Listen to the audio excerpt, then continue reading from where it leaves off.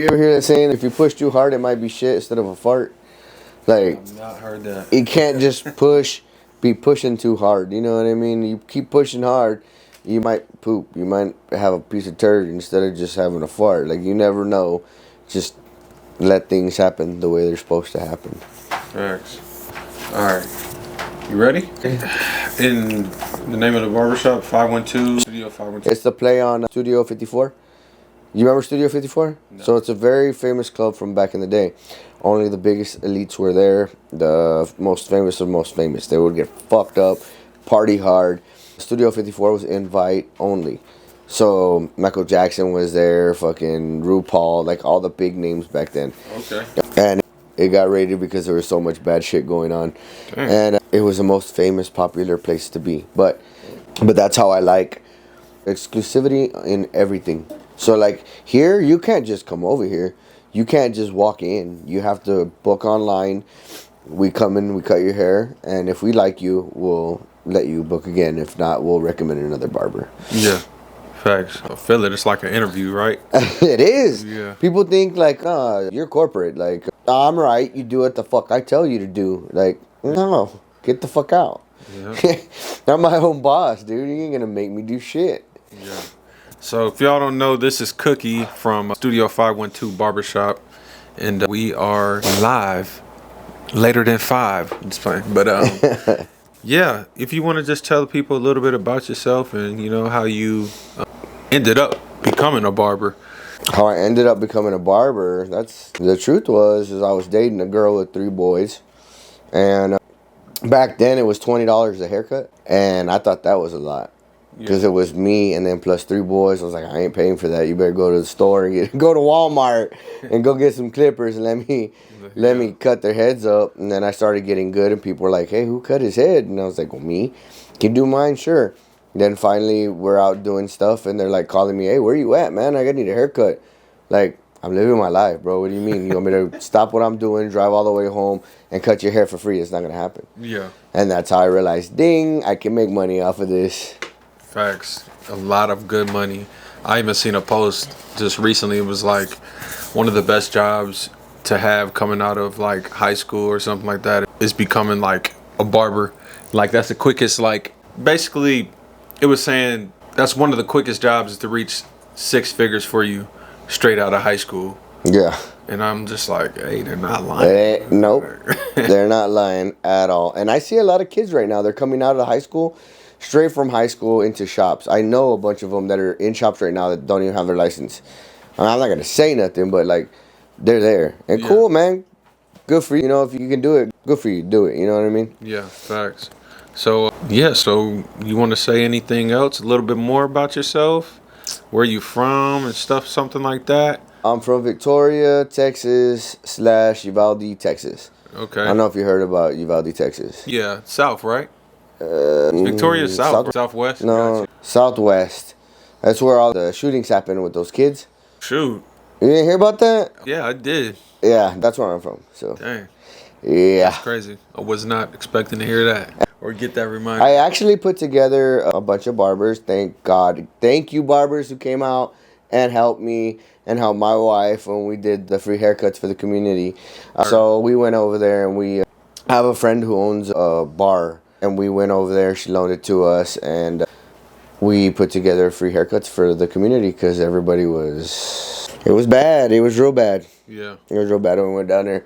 But thank God, dude, my barber community came through, dude. Everybody showed up, and my mind was everywhere. It was just like, I need to go help my community. And everybody just showed up and showed out. It was amazing. That's fire. I actually came out in the news for that. For real? Yeah. Okay. I have it on my page, on my Instagram page. Faded by Cookie, guys. Go check it out. Yep. Throw that in there as many times as you want. Faded by Cookie. Y'all go follow her. And, if y'all central or central north, shoot, she right here. I'm right here by Main Event. Yep. There's only one Main Event in Austin, Texas, and I'm right next to it. Yep. So, what was your first barbershop? What was that like transitioning from barber school into a barbershop? Like, what were the pros and cons? My first barbershop was a corporation. What was it, babe? I was at Floyd's Barbershop over here in Cedar Park. Okay. I was there. It was pretty cool. I can't do corporate. I can't do people telling me what to do. Exactly. I have to do this. I have to do that. I know what I have to do. You don't got to tell me what I have to do. I get the steps that you need to do in order to be successful. You don't have to tell me and micromanage me. Yeah. If you want to make money, you can make money. Like, that's it, flat out. You can. You don't need somebody to be in your ear treating you lesser. Exactly. Working to help them buy another Porsche, right? Yeah, absolutely. If they don't care too much about the employees, they're worried about making more money. They don't care about, sure, they want to say they care about the haircut, but do they really? If you're going to rush somebody who's straight out of barber school to do a haircut in 30 minutes, do you really care about the quality? No, you don't. You want them in, you want them out. Yeah. That's it. And that's crazy. And you know, us as barbers, we actually like pride ourselves on giving people good haircuts, or at least most of us. People You have to, or you get roasted. Yeah. If he gets roasted, you get roasted. That's it. And if you got a passion for it, then you know what I'm saying. Like, you definitely want to get better as soon as possible. Absolutely. So, what were like the pros to being in like like your first barbershop? Like, what did you learn? I learned how to get the butterflies out, because most people who graduate from barber school, they are scared to go into corporate, to go into a suite, to go into a barbershop. They don't know what to do. I have plenty of people ask me, and I'm like, start corporate. Just do it. Just get it out the way. When you feel comfortable, go into a shop. Once you build up your clientele, you can go into a suite. You can get your own barbershop. You have the funds. You know, not everybody got the funds, you know, to do it. But you could save. You could do whatever you need to do. Work on your credit. Do what you got to do. That's what I'm doing right now. Yeah. But you have to. You can't. Like I told you earlier, you cannot skip the process. Cannot. You have to do it. Get in there, fuck some heads up, dude. Yeah. Don't be scared. I used to tell like people in barber school, and I'm like, "Why you ain't cutting hair? Like, you next on the list?" And, you know, that was me. I was that person. Yeah. I would go run and hide in the back. Ask Yasha, ask Coach. I would hide in the back, dude, or crazy. I'd be somewhere else, or be at the bar next door. Like, I did not want to, and that's why now when I go to schools, I focus on that person. I'll ask everybody, who's the one person here who hides when there's a client that's their turn to cut hair, and they'll point them out, and I will help them out, and I will message them and DM them. I will give them some free merch. I'll do whatever I need to do to motivate them, but I always keep in touch, and those are the people that need it the most, I feel like. Yep, I feel you. So transitioning to like your barbershop here, how has that been for you? Is this your first barbershop that you own? Yeah. Okay, so how has that been being a shop owner? To be honest with you, it was supposed to be just me. I was going to come. We were in Colorado, and we were snowboarding out there, and I decided, I was like, you know what, babe? When I go back, I don't want to fucking work for nobody else. Yeah. I want to get my own shit. And she's like, go ahead. She goes, and I'm making good money where I'm at. If you don't make it, I'll pay for it. Okay. I was like, okay, like that. Like, damn. Okay, cool. Fuck it. I ain't got nothing to lose. Yeah, Well, she's like, well, you don't have shit. And I was like, I ain't never had shit. Yeah. I ain't never need shit from nobody. Yeah. So I just got, you know, a little table. I had my setup, and slowly started people, my family members are very helpful. They bought me stuff, and slowly started painting and doing stuff. And then something happened with my wife and her employer, where the shop where she was working at, that she had to come with me. Why did she not have to? I told her, you know what? Fuck that shop. I'll say it. Fuck that shop. Honest Barber. Fuck them. Yeah. I was like, get your shit. Get your shit and come work with me. And she's like, are you sure this is supposed to be your barber shop? This is supposed to be for you? And I was like, yeah, man. I'm never going to let anybody hurt my wife. You're going to come. Facts. You're going to work for me. We're going to work for each other. We're going to do this. And we have. It's not easy working with your wife in a barbershop, because, you know, you have a girlfriend or a wife? Yeah, I definitely got a girl. Yeah. So, like, working towards making her my wife. Congratulations. Yeah, that's the right thing to do, man. Yeah, appreciate it. So being married, you understand that sometimes they don't always agree with you. Sometimes they have attitude. Sometimes they're just not in the mood. And that's a hard thing to do, pushing forward. But you have to realize, you know, it just makes sense right now for us with, financially. Yeah. Financially, and everything that we're doing right now is pushing forward to getting our own bigger Rick and Morty shop. Heck yeah. So as far as like the marketing, how do you do that? Like, you feel like you need, Ooh, yeah, everybody always asks me that. marketing is tough. It's not that tough, man. It's really You don't not think that tough. so? It It isn't. was kind of hard. It was hard. Like, I got into my own like suite like this in 2023, and like my ways of marketing was just like going out to the neighborhoods, putting flyers in their, in their mailbox, or going to the condominiums, putting cards over there, and it's just like finding somebody in the mall where I'm at. I never really like marketing as far as like on the ads and stuff. Like, I didn't know too much about that back then, so I don't know like how you flow with it, but what works for you. What works for me, I think that is best, is organic. Everything Yeah. has to be organic. Everything has to be real. People can respect the fact that I can respect the fact that you're out there handing out flyers, or, anything that anybody does, I can respect, as long as you're doing it with good intent and you're doing the best that you can. Yeah, I'll pull her out. yeah. I'm like, bro, I don't think we're gonna make it. She going hard too. She's like, listen, bro, if the world was ending, I'm asleep. Nah, but all right. You said just basically doing it the most organic way possible. So I like to do things and meet people. I feel like that's very important. Like, when you have a kid and you got to tell your kid to get a job, get 2 jobs, get 3 jobs. That's how you make friends. That's how you meet your next boyfriend, girlfriend.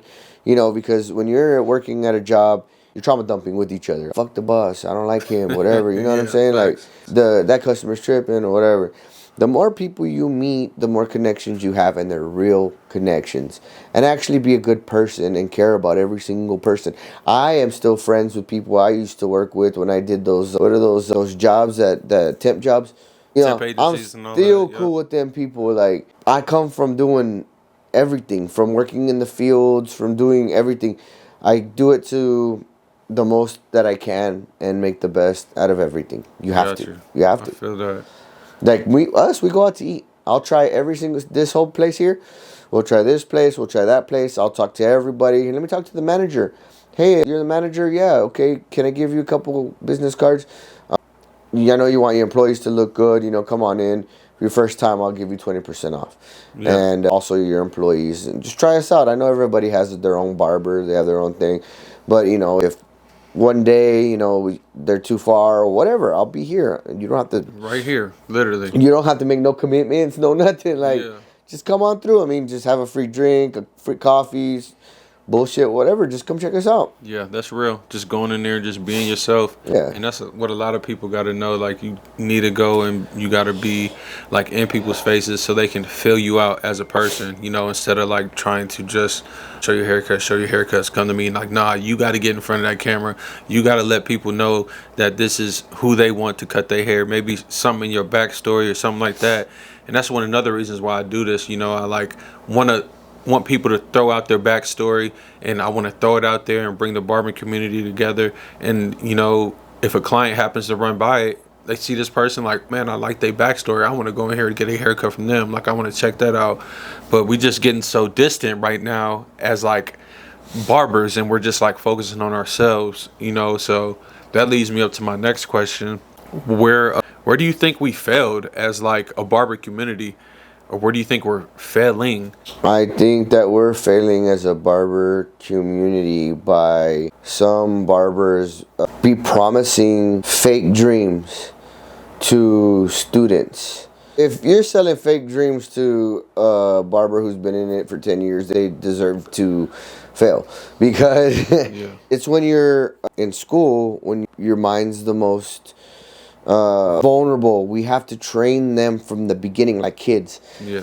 I know that in communities, they have, growing up, there's always like those girls that sell them cookies, Girl Scouts, yeah. for different folks. Yeah. There's always something. I've always liked the community that they show them how to do. I've always been into this community, which is, what is it? When you go into college and you do those dances or whatever, those Gamma Like a brotherhood fraternity. sister fraternities, yeah. So there's kids out there from the beginning. Their parents were in fraternities, so they start putting their kids into these programs to be in fraternities. Now in fraternity, you have to do so much free work. What is that called?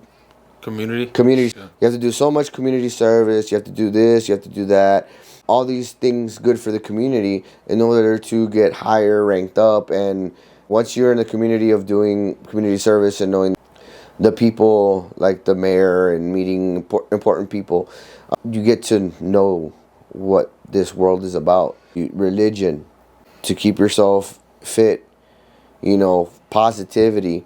You surround yourself with like-minded individuals, which I feel they're not doing right now. Like we were talking about earlier, there's friends out there who just spit out like, we're all cool. We're gonna blow some smoke. We're gonna blow some smoke out and look at me, haircuts. Like, okay, what are you doing for the community? Yeah. What are you doing besides trying to sell something and just buy it and see you later, dude? Like, yeah, it's a cash you grab. gotta, everything you have to care about, you have to do for your community. Like, I can't sit here, we can't have this interview and people are gonna see this and they're gonna be, yeah, Cookie's full of shit. Like, she's not genuine. Yeah. Like, she's just trying to sell you something. Yeah. No, I don't need to sell you anything. I don't care if you buy anything. Yeah. I care if you buy something from me and it changes your inside. Like your mind. You think, damn, Billionaire Barbers Club. What does that mean to me? Does it actually mean something to me? Do I really want to make some money? Do I really want to be a billionaire? What steps am I going to take to be a billionaire? Yeah. Am I gonna? It's blowing smoke and this video camera is gonna make me billionaire? I ain't seen it. Yeah. I ain't seen it. And speaking of Billionaire Barbers Club, I know that is your clothing line. Yes, sir. And I do like that clothing line. That is a fire concept. If you want to show people, the hat that you got on. It's got the merch for y'all, Billionaires Barber Club. And it's just simply fire. It's simple. Everybody can relate to it. Everybody, I feel like everybody wants to be a billionaire or rich in general, and everybody likes Billionaire Boys Club, like. Yeah, absolutely. A lot of people have been asking me how to become an ambassador, and I was thinking about doing something like I was just telling you about with fraternities. Gotcha. So do you want to be an ambassador? Cool. Well, I need you to be a worthy ambassador for yourself and for the community. So you have to go do this X amount of community service. You have to do this and that. Am I getting rich off of it? I'm not. Yeah. You are going to be better for yourself and you're going to get rich off of doing it. Yeah. Before I can make you an ambassador. Thanks. And actually find a way for you to make money with it instead of like the other ambassador programs. Got you. So when did you start with the clothing line? Damn, that's a good idea. That's a good question. I don't know. Babe. Oh, she's not here. She want to walk the dog. That's a good question. I think it was the year. So, have you ever heard of Stay Faded clothing line from barbers? No. So, my friend Slay owns a clothing line for many years. Now it's Faded Souls. But he was my sponsor to the Connecticut Barber Expo. Gotcha. And I went over there and I saw that anti-broke barbers. I saw that and I literally said, look at this shit. They're just stealing shit. That's literally somebody else's shit and they're stealing it and putting barbers on it. I could do that. And he's like, you think so? And I was like, yeah, I'll fucking do it. And here we are. You know what I'm saying? Yeah, fact. But also, now I'm like, dude, now that I'm here, like, I have a trailer. Have you seen my trailer? No. My Billionaire Barbers Club trailer? No. I'll show it to you later. Okay. I've got a lot of stuff invested, and I'm like, damn, I'm already here. Yeah. What am I going to do with it? I told my wife, should I just sell it? Sell everything. So the brand it's an LLC. Got you. And I thought, should I just sell it? I've already worked so hard to build it up, and I don't know what I want to do. Do I want to build a family and focus on my shop? I'm taking off this year from shows and stuff like that because I'm trying to figure out myself and what I want to do. But I also want to help the barber students. That's my fucking world. That's my heart right there. Yeah. The barber students, man. Thanks. Well, shoot. I mean, if you could sell it honestly, like, it's viable, you know. Absolutely. I would buy it. You know what I'm saying? Like, I like that concept. It's fire. I always rock Billionaire Boys, you know, when I had the money too, because, you know, they kind of get a little expensive or whatever. But yeah, you know, quality of it has always been great, you know, and yeah, I definitely resonate with exactly what's said on the merch. So Absolutely. yeah, I think that's a good idea to sell it.